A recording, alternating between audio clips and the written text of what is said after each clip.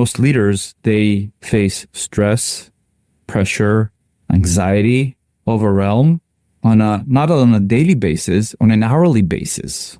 And they stay with that when they go home. So that's their steady state, are all of these uncomfortable emotions.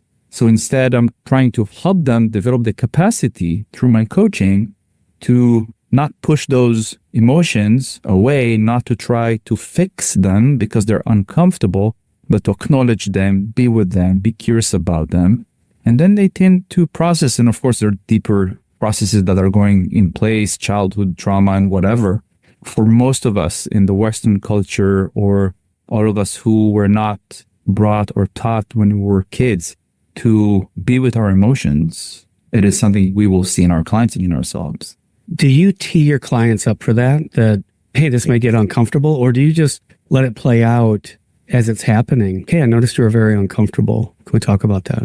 I name it up front in a discovery call. I said one of my approaches, I do what we call narrative coaching, which is perspectives, what I think about, what are my beliefs about something. These are perspectives or narrative thinking, although it does include some programming, I would say, that we've built to understand the world. And then I do emotional coaching, and I explain why understanding, sensing, acknowledging our emotions is critical for leaders, because you want to move away from the reaction programming or autopilot of reacting all the time to your emotions to responding to the situation. An example I give, and that might be helpful to those who are listening, is first responders.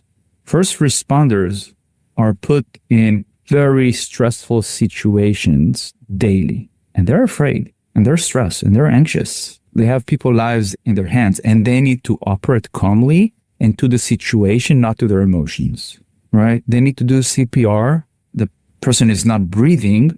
If I would execute CPR from an anxious place, I might do a lot of mistakes. Can I be anxious? Can I acknowledge my fear, my anxiety, the stress, breathe into that, and then use my training? What am I seeing? Ask the question, what am I seeing right now that might not add up? What are some hints that I see? Okay, now that we have airway, great. What else am I seeing? And that capacity of operating in heightened anxiety, stress, pressure is what our leaders need to build. That's the capacity they need to build. And that's why you're coaching emotionally. You're an emotion coach. And that all plays through, because as your discovery call, you're saying that's what I do. That's my jam. I'm going to work with you on that, which is always a good one. Next question.